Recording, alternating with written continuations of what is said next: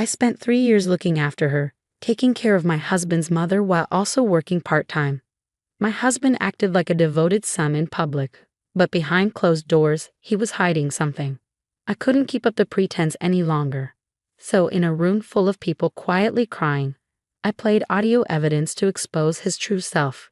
My name is Maya, and I've been married to Leo for 7 years. We live with my bedridden mother-in-law. 3 years ago, she became very ill and couldn't get out of bed. Leo suggested she move in with us because he was struggling at work. I agreed, feeling guilty for relying on us. I took care of her while working part-time. Though grateful, my mother-in-law often said, "Maya, that's enough. Please don't worry about me." But I always replied with determination, encouraging her. "What are you talking about? I owe you so much, mother-in-law. I know it's hard for you too, with work and housework and taking care of me. I don't want to burden you anymore." "My dear Maya," my mother-in-law said, concern in her voice. I reassured her, it's not a burden at all. "I want to be with you, and I'm doing this willingly, but I also want you to find your own happiness." She looked at me, her eyes filling with tears, and quietly whispered, "Being able to talk to you every day like this is my happiness, so don't worry about it." My mother-in-law always expressed her gratitude, even though she couldn't do much in her current condition. She had been kind to me since we got married, and taking care of her never felt like a burden. In fact, it felt like a meaningful mission.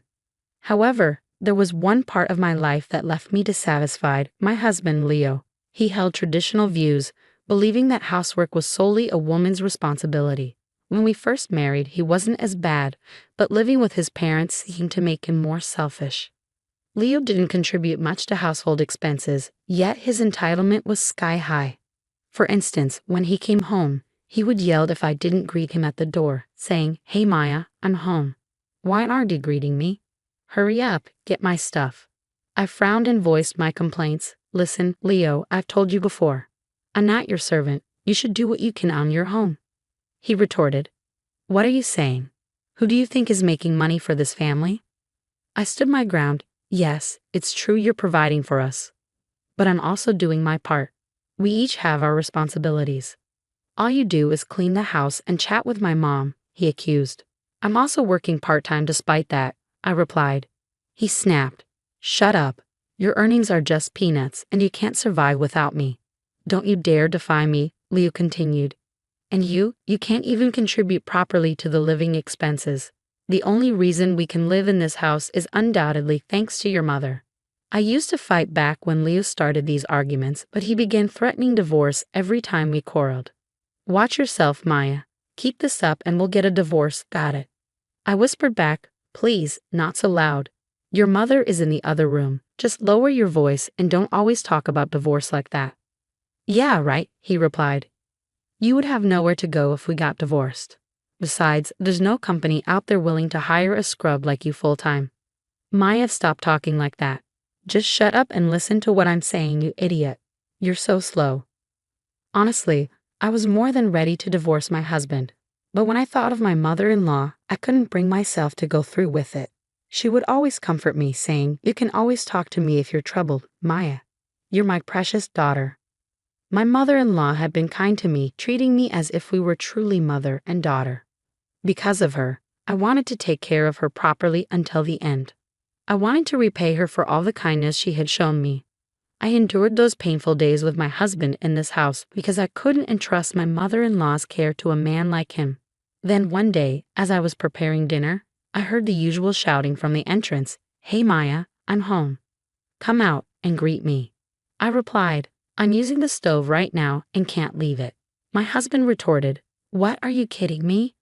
What kind of wife doesn't prioritize her husband?" He stormed into the living room, clearly impatient. He scolded me, "Hey, what are you thinking? I always tell you to greet me when I come home. Why don't you understand?" As you can see, I was just frying something. I tried to explain. "I don't care. You should have timed it to be finished when I come home." "You're useless," he replied. "Well, you never tell me when you'll be home," I said. "I told you not to talk back. A useless and insolent wife is nothing but garbage." My mother-in-law, who had come out upon hearing these harsh words, spoke in a stern voice. "Leo, that is no way to talk. Is it, Mom? You're still alive, my husband said sarcastically. She defended me, saying, Maya is working hard every day for this household, for both of you and me. That's what a wife is supposed to do, right? She earns a little, is a bit inexperienced in housekeeping, but she's far from being social trash. Finally, my usually quiet mother-in-law raised her voice, saying, Enough is enough. You wouldn't say what you want about me. My husband's harsh words echoed through the room. My mother-in-law, who usually remained silent, took a stand this time. Don't you dare slander Maya. My husband's eyes widened in surprise. What, Mom? Are you on Maya's side too? You two are colluding, huh? But my mother-in-law continued to speak, making a surprising request. Leo, one request. My husband, somewhat bewildered, asked, Huh, what is it? She replied, Just put me in a nursing home. I don't want to be a burden on Maya anymore. My husband was taken aback. Huh, a nursing home?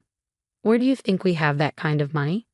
She insisted, We still have your father's inheritance and my pension. I don't need a fancy place. Her unexpected suggestion left me speechless, and tears welled up in my eyes, touched by her kindness. Unfortunately, her words seemed to be lost on my husband. He reacted with deep disgust. Don't joke around. There's no way we're putting you in a nursing home. That's a waste of money, he said. She pleaded, Please don't say that. Life would be easier in this house if I wasn't here. My husband, concerned about his reputation, retorted, If we put you in a facility, the neighbors and my colleagues will start gossiping that I'm an ungrateful son, won't they? She tried to reassure him, saying, You don't need to worry about that. My husband snapped at my mother-in-law, saying, Then shut up and do as you're told, old woman. I'm taking care of you, isn't that enough? At this point, I couldn't bear my husband's words any longer. I raised my voice, feeling the need to address the issue. Are you talking about who's the ungrateful one here? This house originally belongs to your mother, doesn't it? My husband, growing increasingly irritated, shot back, Are you talking back to me again? I continued undeterred. But that's true, isn't it? 3 years ago, when you were fired, we were in trouble, and didn't your mother-in-law gladly take us in? How can you say that? My mother-in-law, caught in the middle, tried to mediate. Shut up, both of you. I couldn't contain my frustration and made a desperate plea to my husband. And I'm not doing this reluctantly. I'm taking care of your mother out of my own will. Stop making unilateral decisions. However, my husband responded dismissively, That's true. Troublesome. Then he left the room, leaving behind an awkward silence. In the midst of this tension, my mother-in-law couldn't help but apologize and cry.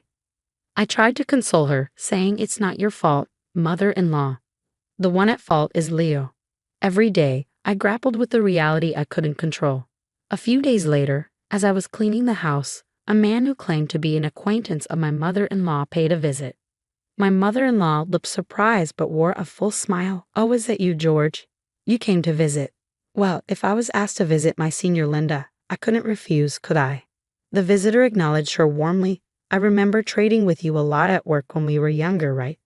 My mother-in-law nodded. Yes, I'm grateful. So what's your will? Why did you call me today?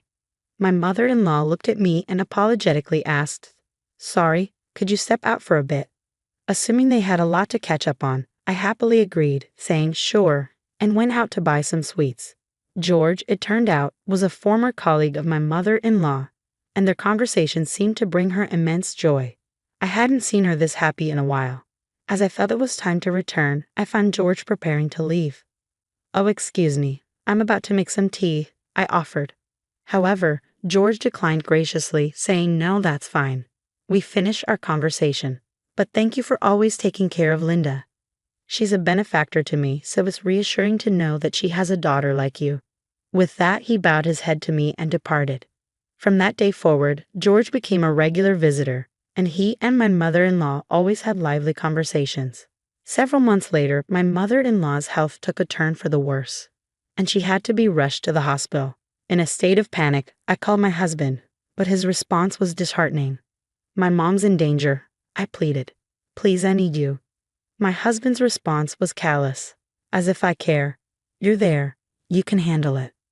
Desperation in my voice, I continued, but the doctor says her condition is unpredictable. Please, I need you. However, my husband was obstinate. No way. I'm leaving for a business trip today. I implored him to reconsider. What do we do now? Of all times, please try to cancel it. But my husband's response was cold and unyielding. Are you stupid? There's no way. My husband hung up abruptly, leaving me in a state of confusion. I slumped down in front of my mother-in-law's hospital room, overwhelmed by the situation. My thoughts raced.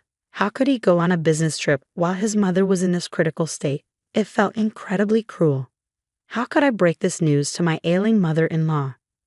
Just as I was sinking into despair, George appeared, offering support. Maya, what's wrong? George asked. Something happened, right? Let's go to your mother-in-law's room for now. I nodded, appreciating his understanding. We entered the room together, and my mother-in-law looked at us, struggling to speak. George, you're here. So does that mean you did what I asked? She inquired. George replied, yeah, but are you sure about this? My mother-in-law nodded firmly. Of course. I have to clear things up before I go, don't I? She then reached out weakly, taking my hand. Maya, there's something I want you to know. I asked, what is it? She began to reveal a shocking truth. My son has been withdrawing money from my account meant for my pension and spending it on his mistress. He's been having an affair. He's a man who treated me like a maid. Tears welled in her eyes as she continued. I had some idea from the start, but to think he was even taking money from his mother's pension. My husband's actions left me speechless. My mother-in-law had asked George to investigate this matter. George, she said, please record what I'm about to say. It will be my last will. George nodded and took out a voice recorder. He carefully recorded her words, ensuring her wishes were documented for the future. The use of this recording is in your hands, Maya, my mother-in-law said, leaving it up to me. Feeling the weight of her words, I asked, yes. I'm the only one who can avenge my mother-in-law, squeezing her frail hand with determination. The following day, my mother-in-law passed away, entrusting her final wish for justice to me. 2 days later, at the funeral, a large crowd gathered to pay their respects. My husband, ever inappropriate, couldn't resist making comments. I didn't expect so many people to come, he remarked callously. It's a great opportunity to show off my skills as the chief mourner. I couldn't contain my anger. What are you talking about? You weren't even there when she passed. Ignoring my reproach, he continued casually, I'll make everyone cry with my touching eulogy. My bosses from work are here too. If they're moved by how filial I am, it could boost my reputation and lead to a promotion. Just kidding. My frustration was building. How can you act like this when your mother just passed away? But he remained indifferent. Just think about it. Now that mom's gone, I'll get dad's inheritance. I'm so lucky. I tried to control my seething anger as my husband cheerfully delivered the eulogy. He spoke about the 3 years of devotion and caring for his mother, then with faint tears in his eyes, declared, but in vain, she has passed away. I have no regrets. I stood proudly, knowing that I had been able to support my mother until the end. During my husband's eulogy, sobs could be heard from the audience, and he seemed to revel in the emotional reaction he was evoking. He spoke with an air of drama, as though he had always been a dutiful son. The attendees, unaware of the truth, listened to his words with tears in their eyes. As my husband concluded his speech, I decided it was time to act. I stood up, facing him directly, and took out a voice recorder. His eyes widened with surprise, and he tried to stop me, but I paid no heed to his restraint. Ladies and gentlemen, I addressed the room. Please take a moment to listen to this recording. I pressed the play button, and my mother-in-law's voice resonated through the room. It was a message she had recorded in a hospital, addressing the attendees. Thank you all for attending today. There is something I absolutely want you to hear. So I left this voice message. My husband and the attendees were taken aback by the unexpected turn of events. I believe you've just heard my son's speech, I continued. He was talking as if he had been a dutiful son. The room fell silent as the truth became evident. My mother-in-law, who knew my boastful husband all too well, had anticipated his behavior and taken steps to expose his lies. I increased the volume of the voice recorder so that everyone could hear every word. However, I continued, my son did not provide any care for me. In fact, he just kept shouting at me and my daughter-in-law, Maya. With the evidence of my husband's verbal abuse exposed, his face turned red, and he shouted for me to stop. Ignoring his outburst, I continued to play the recording. The attendees in the room were filled with anger, while my husband's face turned pale. My mother-in-law, speaking from beyond, revealed that he had been taking her pension without her permission and giving it to another woman. Her old friend had uncovered this shocking fact. The room was in an uproar, and my husband was in a panic, shouting for some form of assistance which was nowhere to be found. My mother-in-law delivered a final impactful request from heaven. She implored everyone not to give her inheritance to her son, asking that it be donated or destroyed. She expressed her unforgiving stance toward him and sought the help of those present. As the recorded voice ceased, my husband's pleas fell on deaf ears. The attendees were giving him cold stares, and I looked down at him with a cold demeanor. "Can you comprehend the consequences of your actions?" I said icily. "You abandoned the care of your mother and were having an affair. You've learned a valuable lesson from all of this, haven't you?" My husband, in desperation, implored me not to say something that would further condemn him, but I made it clear that I would never forgive him.